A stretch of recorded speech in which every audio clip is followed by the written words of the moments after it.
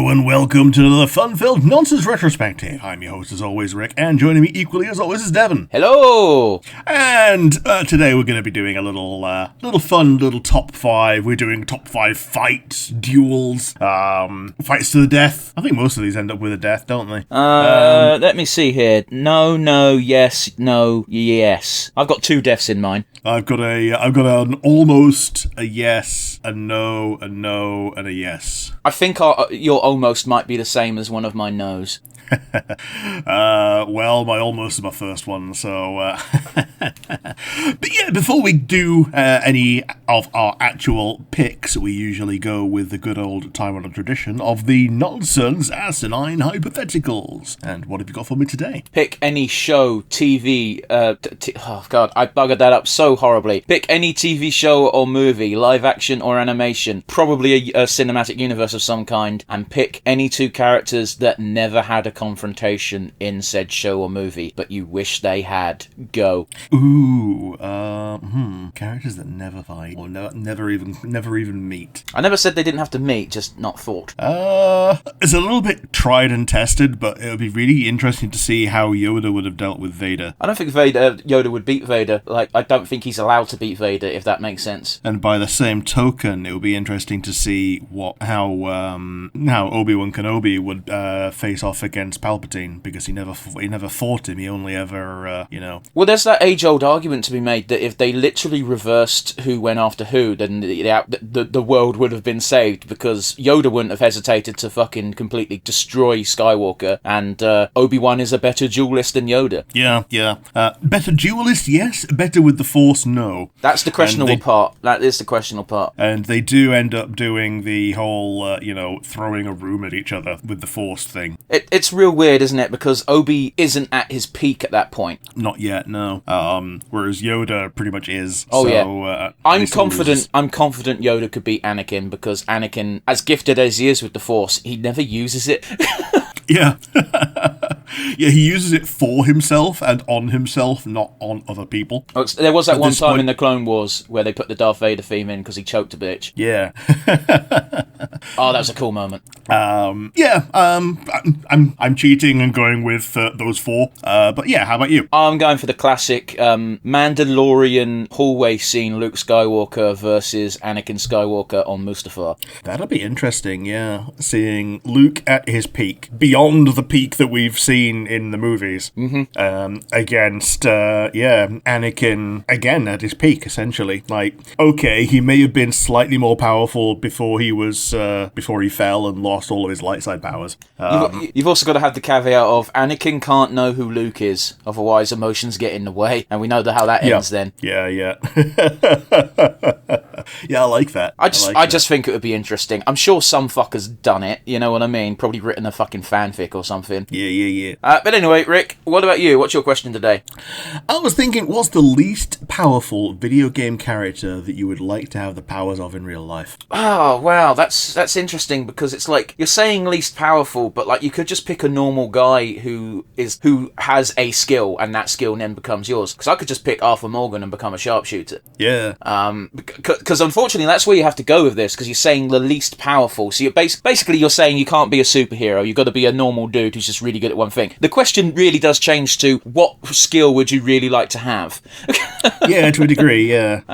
Oh boy, that is a tough one. Because like, I think even you can't even say Link, because he's basically a demigod. Yeah, he's like incredibly strong, and like very compatible with magic and stuff like that. Yeah. So this question it's interesting, while also once you get to the bare bones of it, isn't. Does that make sense? I'm not trying to shit on you here. It's just you can really boil this question down to something a lot more simpler than it is. I'm going to take the abilities of Helltaker and get his demon romancing swag. Yeah, I like that. His rhythm. I don't even want his bullshit fuck you super strength. I just want the fucking demon riz. Yeah, no super strength, just rhythm and riz. How about you, Rick? You've had a bit more chance to think about this question. The the character that made me think about this was Steve. What, Minecraft Steve? Yeah, Minecraft Steve. Like, otherwise, pretty unremarkable, but the fact is they've got, like, an almost infinite inventory, which it feels a little bit more... in the Minecraft world, though. Yeah, it feels rather restrictive when you're in-game, but when you boil it down to, like, real life, like, a 1 meter by 1 meter by 1 meter block of, like, gold is, like, 5.6 tons. I also don't think you're, I think you're limiting?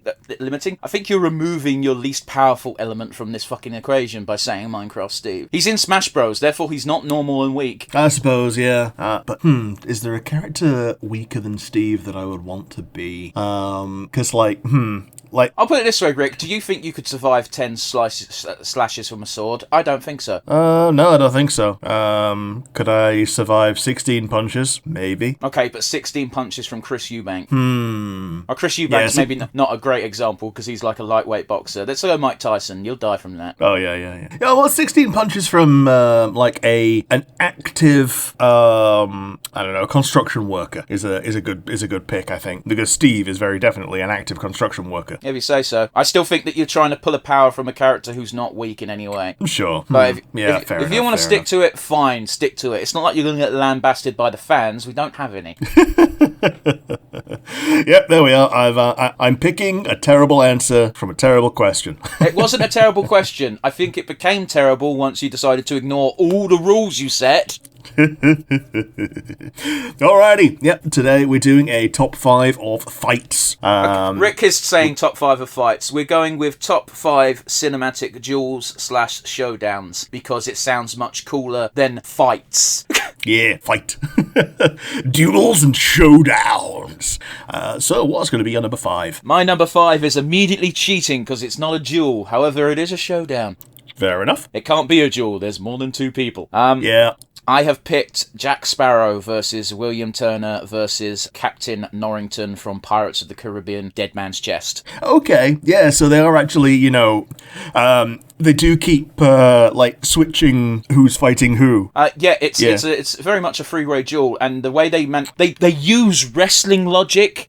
So there's a match types that are a triple threat and a fatal four-way, and if you know how these matches are booked, the audience can only focus on 2 people at once. So what you have to do is you have to eliminate people from the center stage so that you focus on the thing that actually matters. And they do that in this fight scene by having only 2 swords. Yeah.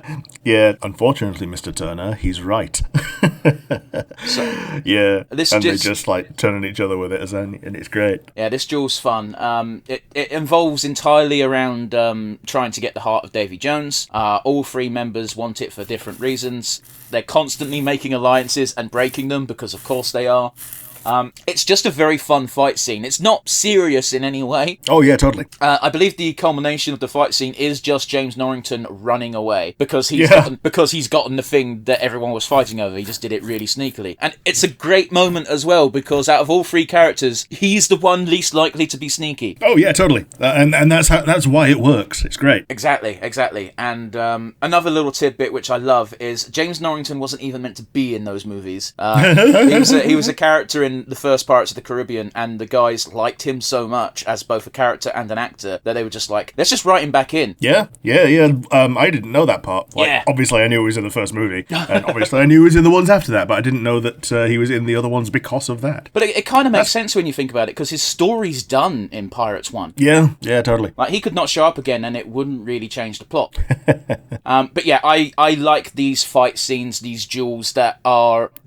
They're not low stakes exactly, but they're not serious. You know what I mean? There's a lot of comedy in the action. Yeah, they're not intended to be to the death. And, between pirates, they probably wouldn't, shed too many tears over the fact if one of them did die in this fight, but it's meant to be to the victory, not to the death. It's one of those interesting ones because all 3 characters are fundamentally good people. Yeah.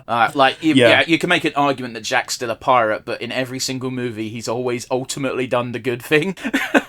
Yeah. In the end, he's done the good thing. Like, you can say that he's like chaotic neutral at worst, but he's still protagonist hero. Yeah, like he's the protagonist of the films. You hit the nail on the head. He's always going to be written in a good light. Otherwise, you don't want to cheer for him. Yeah. You don't want to write your protagonist so irredeemably like unlikable that you don't care what happens in the movie. Well, exactly. But yeah, this gets my number 5 spot. It's a great comedy duel. I can't think of many comedy duels much better than this, apart from my number 4. So with that in mind, Rick, what's your number 5? My number 5 is my only like emphatically non-human one, and it is Simba versus Scar. I don't rate this very highly, but go ahead. So I think it's more on the catharsis factor, and just in general, there's a little bit of like playing dirty, and Simba powers through it, and a bit of shit talking, and a bit of shit talking. There's a lot of shit talking, and just like the music just like culminates with each individual beat when it's really coming down to things, and there's a reason it's in my number 5 and not any higher. I totally respect it. I don't rate this duel very highly. I don't rate this duel very highly in general. I also don't rate it very highly in animation, because in animation you can do a lot more bullshit. I do appreciate that the movie's sort of grounded in reality, in that it is just meant to be lions having a power struggle, but it was done better in Hamlet. I do also like the detail that this is a decrepit lion who is always the runt versus an underfed teenager who's never had meat since he was like a child.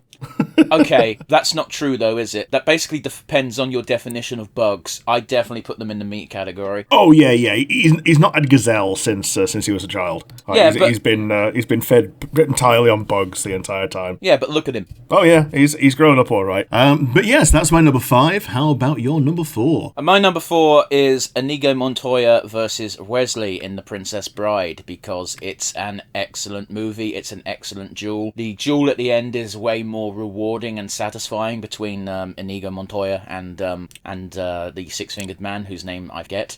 Well, I think the whole point is like him being the six-fingered man is more important than anything else about him. Well, that's not true though, is it? Because he's also the person who's forcing the princess to be his bride. I suppose, yeah, but I think him being the six-fingered man is the most important thing in that duel. I don't think that's true, Rick. He's the antagonist of the entire movie. Yeah. Fair enough. Anyway, regardless, I've rated this one higher because it's a much more entertaining fight. The choreography is great. The fight starts super early while Wesley is still climbing the cliff, and Inigo's just like, "Is this going to take you a long time?" And it's like, "Shut up! I want to climb this cliff. It'll be quicker if you don't bother me." Inigo insists that he can throw him down a rope, and it's like, "I don't really trust you. Can I say anything to make you trust me?" I put what is it? It's something like, "I swear on my honor as a Spaniard," and it's like, "I've known too many Spaniards."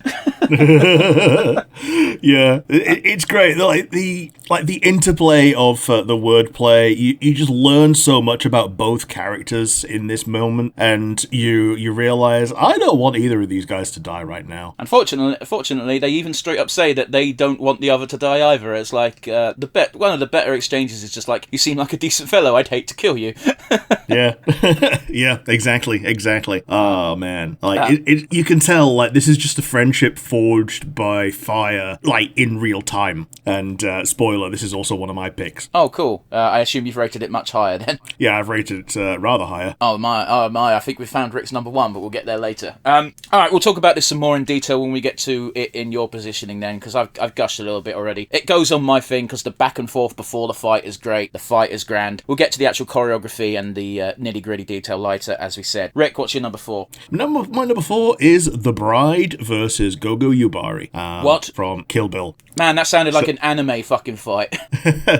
So Gogo Yubari is the teenage schoolgirl with the chain flail, and it's just a fight to be a fight. Like a lot of the other fights in Kill Bill are for revenge, but this one is just for necessity because the Crazy 88 were just sent after her, and it's just there to be a fun fight and to be interesting and cool. And so you've got Katana Lady versus cool and interesting uncommon weapon with the chain flail from the cute schoolgirl. I will still give Quentin Tarantino all the shit in the world for saying Kill Bill is one movie. Oh yeah.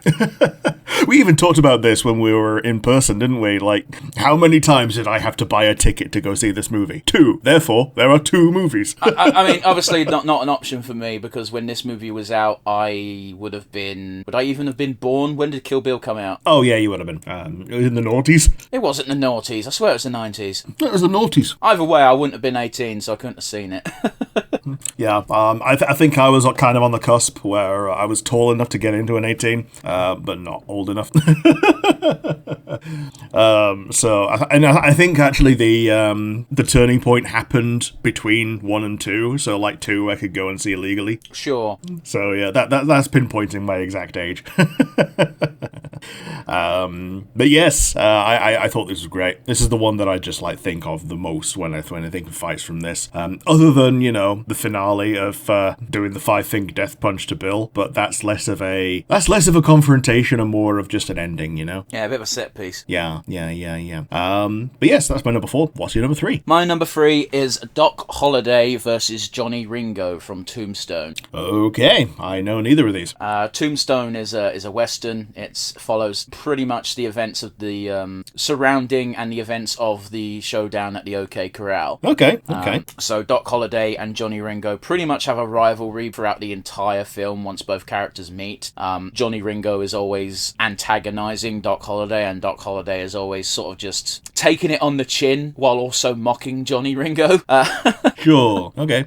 There's a moment about halfway through the film, I want to say, where they're in a bar, and Johnny Ringo takes his gun out. He does all these fancy flips with his gun, just showing off how good he is with it. And Doc Holliday just watches, and then when he's finished, he just picks up his cup and does the exact same movements, but with the cup. Sure. Okay. And it's just like, yeah, cool. You can twirl your gun around, so can I, but I don't need a gun. Yeah. But yeah, the Doc Holliday versus Johnny Ringo thing is great. There's plenty of build up to this. At the very end, Johnny Ringo calls out Wyatt Earp. Right, okay. Who is going to show up for the duel, but Doc Holliday's like, no, fuck that. And Doc Holliday shows up instead. And it's one of the best reveals ever because the colour drains from Johnny Ringo's face. Yeah, okay. Because they've had all of this beef during the entire movie. Well, it's because, like, Doc Holliday is a better gunman than Wyatt Earp is. Sure. Wyatt Earp's infamy, as it were, is, at least historically speaking, and they show it off in the film, is like, despite being in loads of gunfights, he never got shot. Sure. Whereas Doc Holliday was just really quick with a gun. Like, so yeah, being like, oh, I'm going to fight Wyatt Earp, who doesn't do quick shooting, to, oh, now I'm fighting Doc Holliday, who is pretty legendary for being a quick draw. Yeah, I can see why someone would be scared by that. Also, Doc Holliday makes it very clear throughout the film, he does not like Ringo. Yeah. It's great. I highly recommend watching Tombstone if you like cowboy movies. If you don't like cowboy movies, probably not for you. Very famously played by Val Kilmer as well, who passed away about 2 weeks ago now. Yeah, totally. So yeah, anyway, it's great. I'd gush about this more, but I know you don't know a lot about westerns, and you don't know this film in particular. So let's move on to your number 3. My number 3 is one that you've definitely seen. It is Obi-Wan Kenobi versus Darth Vader in The Kenobi Show. This is the closest thing in modern Star Wars that's come to being the best lightsaber duel. Yeah, so it's both a good lightsaber duel and a good Force duel. I rate it very highly in Star Wars, and it's just fantastic. It's a good catharsis end to a mid-show. I was a lot higher on this show than you were. I know, I was going to say, if you go back to our retrospective, I was shitting on this show. The only 2 highlights was Darth Vader's fight with, I want to say she was third sister at that point. What, with Reva? Reva, yeah. Yeah. And Darth Vader's fight at the end of the series with Obi. The detail I love that they bring up again and again, like earlier on, he fought Reva without a lightsaber at all. That's how little he cared. Yeah. They make a point of showing you the exact moment when Darth Vader goes, oh shit, I'm fighting Obi-Wan Kenobi. Oh yeah, it's when he switches from one to two hands, yeah. Like, they linger on his hand, his fingers flexing around the lightsaber hilt. I know it's a detail I go on about till I'm blue in the face, but something Anakin has always had a problem with is he's a cocky motherfucker. If he thinks that you're not worth his time, he will fight you one-handed. Yeah. Because that also shows that he could fight you not only two-handed, but dual wielding, which he's also tried just like against Dooku. It doesn't work against Dooku; he loses an arm. But it's one thing that he can do now when he tries. It's one of those things though, where again, it's a great example of like visually showing you that Anakin Skywalker is good in a combat scenario because he knows instinctively, I can't beat Count Dooku. He's better with a lightsaber. What's the quickest way to give yourself an edge? 2 lightsabers. Yup. But yeah, it's not a style suited for Anakin at all, and he only uses it, I believe, that once, maybe once in the Clone Wars he does it as well. Yeah, totally. But yeah, this fight, go ahead. Yeah, I mean, that's pretty much it. Like, there's just so much in the music as well. When it's focusing on Obi-Wan and he's just like posing like Jesus and like chucking rocks. I will say what the biggest detriment to this fight is. What was it? The fact that there was the previous one where he got his ass romped. No, it's the fact that they keep cutting from this fight to show you Reva chasing Luke, which no one gave a fuck about because obviously nothing's going to happen here. Yeah, I get you. Yeah, I guess that is kind of the problem with like movie style things like this. Well, like also she can't even catch Luke because Luke doesn't know anything about lightsabers or the Force or nothing when he meets Obi-Wan in A New Hope. Nothing can happen here. Whereas at least at the end of the duel between Obi-Wan and Darth Vader, they have a little back and forth and it establishes why they had this fight and still acted the way they did in A New Hope. I think the conversation between Obi-Wan and Darth when Darth is on his knees with half his fucking helmet cracked is one of the best things in Star Wars for a long fucking time. Yeah, and then just ending it with goodbye, Darth. Yeah, just like dismissive, like, and it just like recontextualizes why he called him Darth in. Well, obviously it was because it wasn't meant to be a title back then. But like recontextualizing it, knowing that it is a title, giving a nice good old retcon, as it were, and just like cementing to everyone from the prequel trilogy days who shat on Hayden Christensen for being a shit actor, and it's like, no, he can act. George Lucas is not a great director. Yep. But yes, that's my number 3. What's going to be your number 2? My number 2 is there's only 2 duels in Star Wars that I truly rate as these are the best, undisputed, and this is the one that I'm putting on my list. It's Obi-Wan Kenobi versus Anakin Skywalker from Star Wars 3: Revenge of the Sith. Yeah, it's a really good. You know how George Lucas says it's like poetry, it rhymes. It's a really good rhyme to the Phantom Menace duel, in my opinion, in that you see people not only dueling but chasing each other like instinctively through the scenery. I don't know how they could ever possibly top this. They've done way fancier for choreography in some of the newer stuff. That I will not deny. But none of it has the emotional charge behind it that this one has. Oh yeah, this one has the emotional charge because we followed these 2 characters the entire time and everything, and it's just, oh man, when they just get stuck in that feedback loop and just wiggle for a couple of seconds and nothing happens, it looks so cool. It's so dumb, but it looks so cool. Yeah, but it's great though because it's very rarely done this well in actual live action, where 2 characters know each other's moves so well, because of course they do. They're master and apprentice. Obi-Wan has effectively taught Anakin everything he knows. And they mirror each other's moves perfectly. Whenever one of them does something, there's a perfect counter because they've done this a million times before. Yeah, absolutely.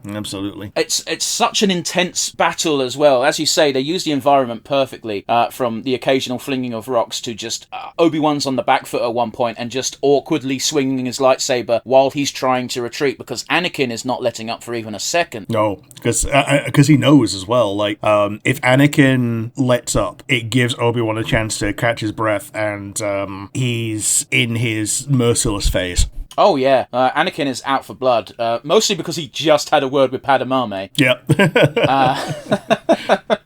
But yeah, the climax of the duel as well. I know it's been memed to death, but I really think the dialogue between Anakin and Obi-Wan at that end there is just heartbreaking. Yeah, because Obi-Wan escaping from the duel there is essentially, if it weren't to the high ground, then it wouldn't. It would just be a continuation, and that's what Anakin knows.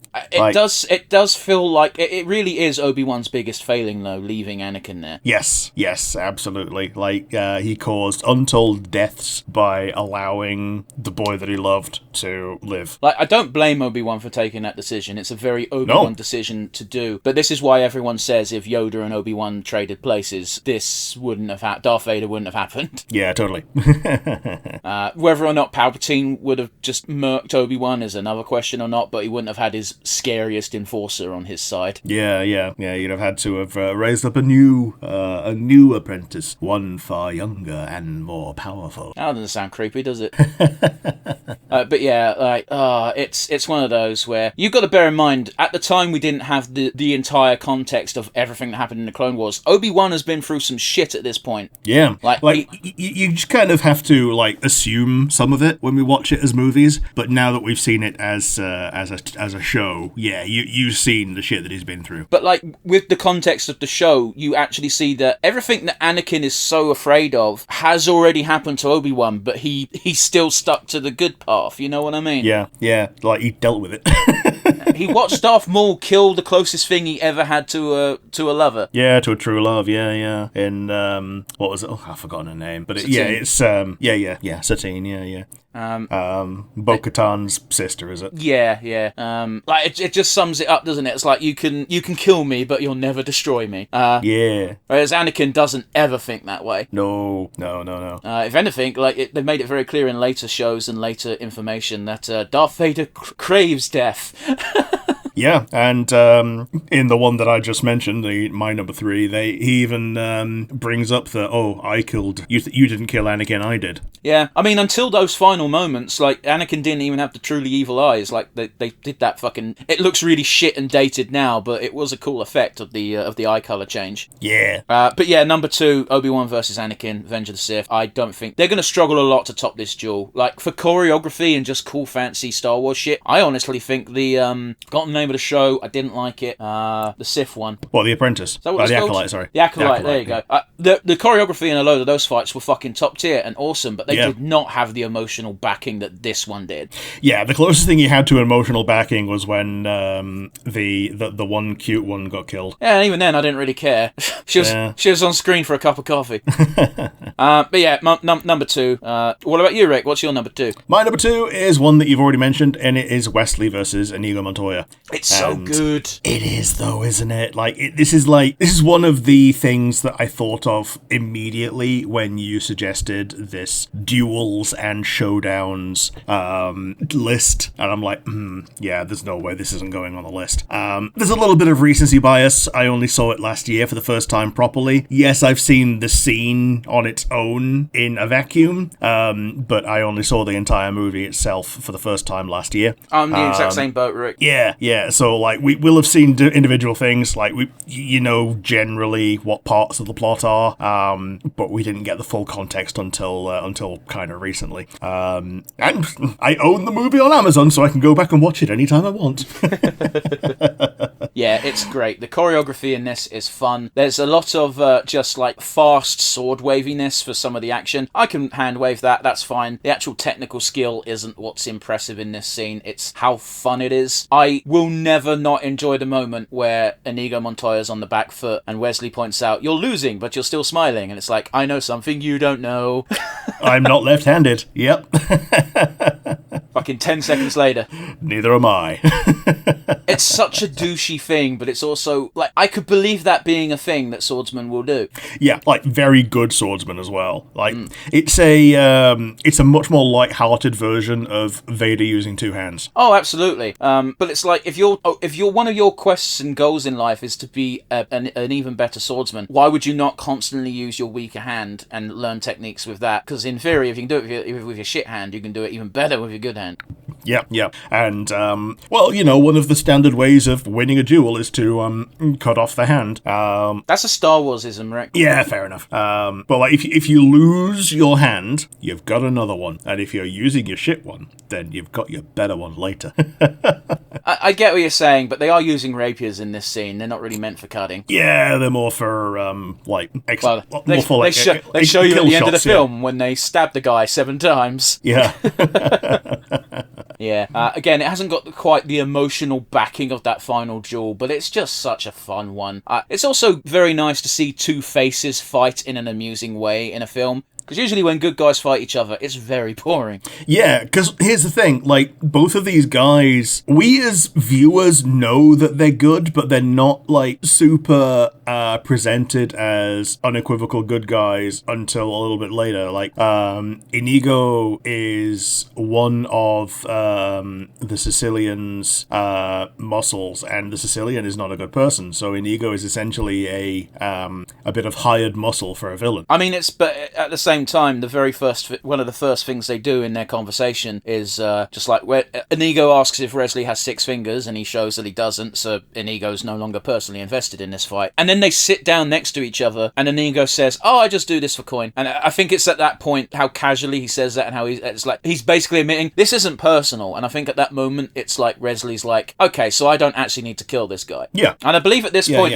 I can't remember if he's already spared Fezzik at this point, or if Fezzik comes after Inigo, because it's been a minute since I watched the whole film. I think Fezzik just like comes after Inigo so he to be a friend. But, no, I meant when Wesley fights Fezzik. Ooh, yeah, it's been a minute. I forgot. And it's not really a fight. Fezzik's just throwing rocks at him, and Wesley's like, "This isn't very fair," and Fezzik's like, "I know." I think it came after, because he had to scale the cliff, didn't he? Yeah, I think so, yeah. But yeah, I'm not going to argue with you putting this so highly. It's a very amusing duel. It's tough to find comedic, light-hearted duels in films. Yeah. I think Doug Tunyon might have had one in one of the Three Musketeer movies, but there's been a million of those, and more of them are bad than they are good. Yeah, totally. But yes, that's my number 2. What's going to be your crowning glory, your number 1 best duel conflict? My number 1 is going to Colonel Douglas Mortimer versus El Indio from For a Few Dollars More. Okie dokie. This is the sequel to Good, Bad and the Ugly, right? It's the prequel to Good, Bad and the Ugly. It's the sequel to Fistful of Dollars. Okay. It's the middle of the Man with No Name trilogy. Yes. Yeah, I think the final duel from the Good, the Bad and the Ugly is fucking epic and great. I think this one's better. Yeah, fair enough. So we've got Lee Van Cleef's Colonel Douglas, one of the few times Lee Van Cleef played a good guy, against El Indio. El Indio sort of catches him by surprise. He's got a pendant that has great sentimental worth to our protagonist, and he says, "Tried to shoot me once the chimes end," and it's very clear this isn't going to go well. Clint Eastwood just walking into the scene with a fucking shotgun and evening the playing field. He basically forces this fight to be a proper duel, and there's a lot of catharsis as the duel comes to an end. Our hero wins, obviously. It's abundantly clear that even if for some reason El Indio won, the Man with No Name was not going to let him live. No. But yeah, the music in this is comparable to Good and the Bad and the Ugly. It's that usual spaghetti western swell. They use it very well. These old spaghetti westerns are really good at creating tension with just two men staring at each other. Yeah, sweet. Oh, man. They show off how good of a gunfighter the Colonel is because he doesn't use his own gun or gun belt. He has to borrow it from Clint Eastwood's character, and he still wins. When the duel is over, the two had agreed, that being Clint Eastwood and Lee Van Cleef's characters, that they would split the bounty money for El Indio and his gang. And the Colonel just ends with saying that, you've become a rich man. And Clint Eastwood is like, we've become rich men. And if you've been watching the movie, you kind of would have figured out already this was never about money for the Colonel. Sure. This was always a story of personal revenge, and now he's just like, yeah, no, you keep all the money, I'm not bothered. And he walks off into the sunset, happy, clear conscience. He's got what he wanted. And then we've still got like 5-10 minutes of film where we just watch Clint Eastwood load a fucking cart full of bodies. Because he needs the proof that the gang is dead to get his bounty money. Yeah, sweet. But yeah, I appreciate that I'm gushing over this, knowing full well that Rick, 1, doesn't care about westerns, 2, hasn't seen this movie. So I definitely haven't seen it. I've not even seen the good, the bad, and the ugly. Good and the bad, and the ugly is good. It's just it's 3 hours fucking long. It's also the third movie in a trilogy, of which no movie goes shorter than 2 hours. Yeah, fair enough. They're great movies, but they're long. I don't blame anyone for not watching them. If you don't like westerns, they probably sound like hell. But yeah, anyway, Colonel Douglas versus El Indio from For a Few Dollars More goes to my my number one spot. Rick, I'm curious, because I thought Inigo was going to be your number one, so who actually is? It's another Star Wars one. It's going to be the Phantom Menace finale. I think this is the one literal thing that saves the entire movie. We actually, if anyone listening wants to know how true this is, go back in time to last May when we did Phantom Menace, and for about an hour and 40 minutes, we're just going, oh god, it's still going on! And then we both fucking cheer as Darth Maul ignites his second lightsaber blade. Yeah, there's like a 25-minute period where it's just the frickin', oh man, it's the still fucking pod racing. I don't remember the pod racing taking up so much of the goddamn movie. Yeah. Oh man, I do think they also missed the trick by having that one deleted scene where Maul starts chasing them from the city, because it does just look like he just comes along and tries to run down a normal child with his jet bike. And let's be honest, if he succeeded, he also would have solved a lot of problems. He would have done, yeah. But then again, Dooku wouldn't have had to have been dropped. True. And, he's actually a competent leader. But the thing is, Sidious doesn't want competence, he wants controllable. Yeah, true. But yes, this final duel, it's the duel of the fates, as it were. It seals Anakin's fate the moment Qui-Gon gets killed. Yeah, because if Qui-Gon was Anakin's teacher, there would be a lot more lenience and nuance to his training, because Obi-Wan tries to do it like by the book, but also can't because he treats Anakin like a brother. Qui-Gon could treat Anakin like a Padawan still, while also giving him the nuanced knowledge of how to cheat at the Force. Well, we've also got this really interesting dynamic where literally any other Jedi Master would have been better than Obi-Wan. Like, even Ki-Adi-Mundi would have been better, because Anakin would have been like, man, I got the hots for this girl, and Ki-Adi-Mundi's just like, I go back to my planet once every 5 years and fuck like 70 chicks. It's not a problem, bro. Yeah. Yeah, like the whole Jedi thing is about attachment. Like, don't matter. Like, it's one of those where the unfortunate reality is Obi-Wan gets Anakin as an apprentice the second he graduates from being an apprentice himself. Or even before. Well, it's implied that it's not until he has that chat with Obi-Wan that he actually gets Anakin as an apprentice. Yeah, sure. With Obi-Wan? With Yoda is what I meant to say. Yeah, with Yoda. Because we see Anakin getting his knighthood. Anakin, Obi-Wan, fucking proper nouns. I can't remember what YouTuber said it, but I remember I used to listen to a lot of YouTubers talk about Star Wars theories, because it used to be fun. And before everyone became a whiny bitch baby about everything. Yeah, totally. And one of the people said something that has stuck with me since, and it was, Anakin needed a father figure, and Qui-Gon could have been that. What he got was a brother. Yeah. Like, it's so true, and like, credit where credit's due, you do get that sense of brotherhood from Attack of the Clones onwards. You do, but like, you kind of, knowing how it goes, you lament how it's going, because you know it's never going to be able to end well. Well, of course. Nothing else to say really about that. That's sort of the drama around the fight. The fight itself is great, of course it is. Ray Park was more or less in charge of choreography, playing Darth Maul himself, if I recall. Yes. A man so talented that he got told off on set because he needed to slow down. Yes, his lightsabers were too fast. He needed to slow down, and they also needed to essentially have Obi-Wan show his lower mastery by like failing a jump, so that Qui-Gon and Maul could have a solo fight while Obi-Wan catches up. I absolutely adore that scene though, where they're caught in that corridor, and just the difference between the Sith and the Jedi in one visual shot, with Darth Maul pacing back and forth, striking the ground with his lightsaber, and Qui-Gon Jinn just leaning down, meditating. Yeah, Qui-Gon, like, as a sit down, turns off his lightsaber, knows that there's not going to be a fight for a little while. It's just like, it's live storytelling. Absolutely. And I absolutely adore how quickly they show Qui-Gon flipping the switch the moment the doors open. Yes. And the other thing is, like, there's essentially no words. There aren't any words. The only words in this fight scene are, no! No is the only word. Something fun as well about the choreography for this fight scene, which I adore, is between Ewan McGregor and Liam Neeson. This fight scene was a nightmare to start with because Obi-Wan, aka Ewan McGregor, couldn't stop making lightsaber noises whenever he swung his fucking stick. Vroom, Liam Neeson just finished filming Rob Roy, where he got taught how to use a claymore. So he was trying to use proper sword techniques when it's like, no, we're lightsaber fighting. You can swing or you can slash. Yeah. Yeah, the swing and slash, there is no stab, even though that would be, like, optimal.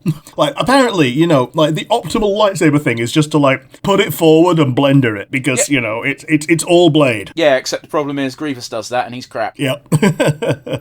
I mean, you say there's no stabs, but that is literally how Darth Maul kills Qui-Gon. Yeah, it is, yeah. And I will say this does set up one. I didn't include it in my list because it's not from a movie. It does set up one of the best animated lightsaber fight scenes, and that is, of course, Obi-Wan versus Darth Maul on Tatooine. Yeah, I was considering adding this to the list, but I thought it's charged, but it's so short, and that's also part of why it's good, in that Kenobi knows at that point that it needs to be short. He doesn't have the stamina to have a drawn-out fight with someone who he knows is a master duelist with like multiple kills under his belt. Even in that fucking show in Rebels, he killed like 4 fucking, I forget what they called them, Inquisitors. Yeah. It's also like an unwritten law that if you're an old Jedi or Sith, apparently, whenever you take an apprentice, you have to act like Yoda for 5 minutes. Because even Darth Maul does that shit. It's just genetic. It's ingrained in the Force. But yeah, the reason why I didn't include that is obviously, one, I specified cinematic, so I've stuck with strictly cinema. Perhaps we should do another one of these in the future, which is just TV shows. Sure, maybe. But the thing I know we're going way off topic now, but fuck it, I don't care. The thing I love about that fight the most is if you've watched Phantom Menace, you watch Obi-Wan take up Qui-Gon's fucking stance specifically to bait out that attack. Yeah, and then he's like, wait, shit, this ain't gonna work. Yeah, well, the thing is, if Darth Maul wasn't such a cocky bastard, he probably would have realised what Obi-Wan was doing, but he couldn't see it. He was just like, oh, you're stupid. I know how to do this. But the thing is, Obi-Wan has seen this move. He saw it kill his master. So what better way to end the fight quickly than to bait out this move by taking a specific stance? Because again, Darth Maul is an excellent duelist, as you say. He recognised the stance. I know what to do. Yeah, totally. Anyway, there's not much. Like, you can give the prequels trilogy all the shit you want in the world. Its final lightsaber duels have always been incredibly good. Attack of the Clones was probably the weakest, but it was still a decent bit of crack. It was, yeah. Like, I think the downside of Attack of the Clones was that the duels that they had were very short. Like, you can count the seconds that they were fighting, that Anakin and Obi-Wan were counting for Grievous. Not Grievous. Dooku. And then the fight with Yoda was very short as well, because it wasn't much of a fight. It was just Yoda showing supremacy and then Dooku going, oh shit, well, sod this for a game of soldiers. I really didn't like them showing Yoda use a lightsaber. Yeah,